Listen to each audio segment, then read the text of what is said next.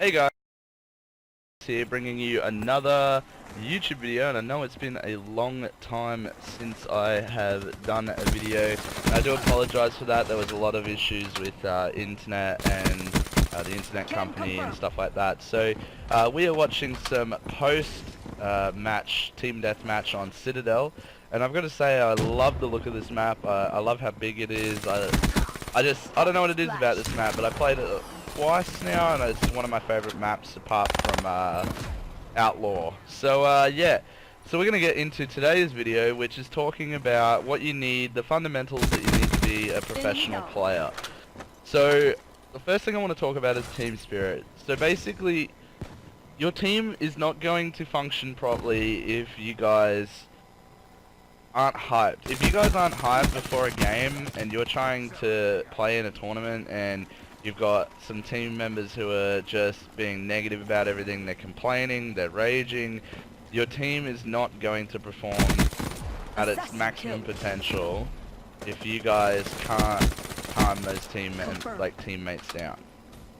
So with team spirit, it all comes down to motivating each other, making sure that all of you get on at the same time, that you're all in the right headspace, that if somebody's going through stuff outside of the game, you make sure your teammates, like, you know, you guys look after your teammates. That's the whole point of team spirit.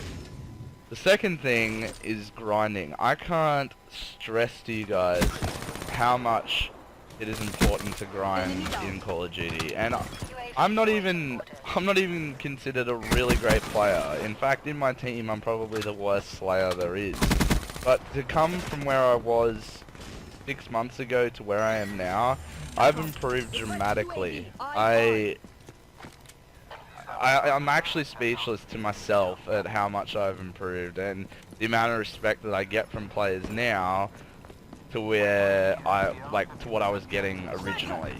And the only way that I achieved the respect from the other players and like my ability to start slaying a lot better was grinding.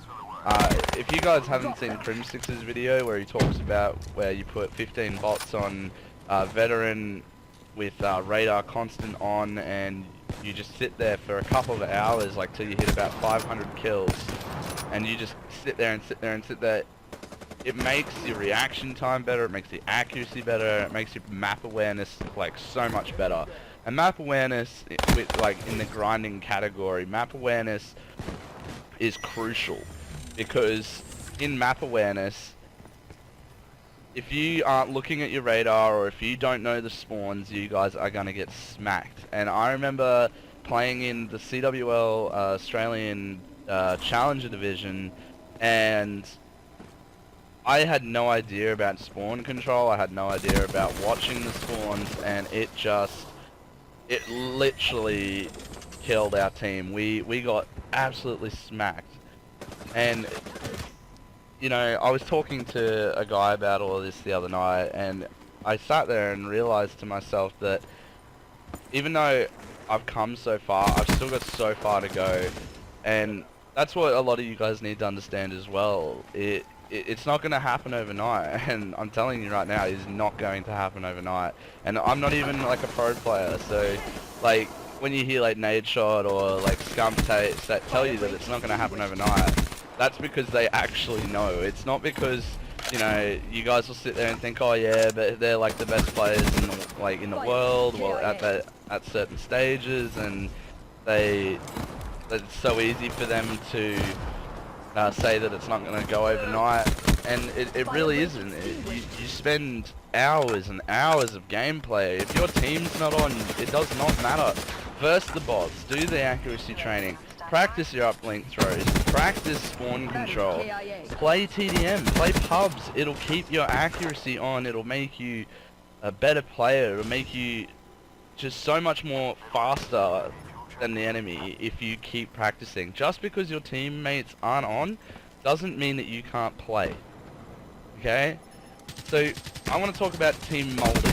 Now molding with your team, or like the chemistry in the team, is huge. If you do not have team chemistry, your team is not going to succeed. If you guys are fighting and I know it sort of comes under the same topic as team spirit, but if you guys are fighting and fighting and fighting about, you know, the littlest things like, oh, he killed me, oh, he's eating bullets, oh, he's a netlord, you guys aren't going to win because, like I said, it's coming back to the team spirit thing. If you guys are constantly bickering and yelling and raging about things, then your team is going to have a bad mindset.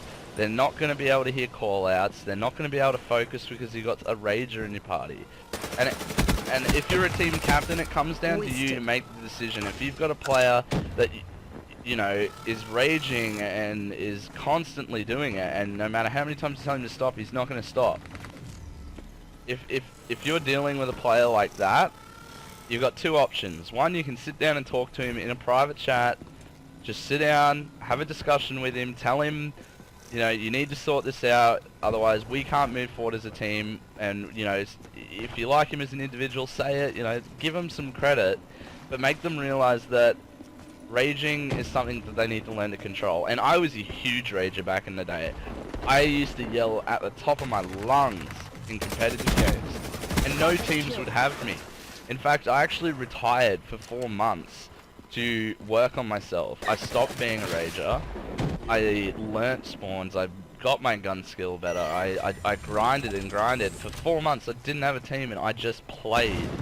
And now I'm part of Riot, and I can tell you, like, there's no better place that I want to be right now. And the players on the team, we all look out for each other. We're all making sure that everyone's okay, and the chemistry's there. And I guess that's probably why we're actually going to possibly do well in the next season of Call of Duty on Infinite Warfare. So the last thing that I want to talk to you guys about is your equipment. With equipment, okay, people will say like, oh, you need a scuff, or you need your Astros, or you need stuff like that. But that's not necessarily true. If you haven't got a lot of money, if you're a young kid and you're still in high school and you don't have a job, or you do have a job but all your money goes to, you know, your study, or, you know, something that you're saving up for, I understand that. And the thing is that you don't need the quotation marks best equipment around. I used to play with a normal controller. Yes, I have a scuff now, but that's only because I started getting up into the bigger levels of competitive COD. But the thing is you don't actually need a scuff. There's this thing in the controller settings called stick and move. Now, stick and move allows you to jump with your right analog stick, for those of you who don't know.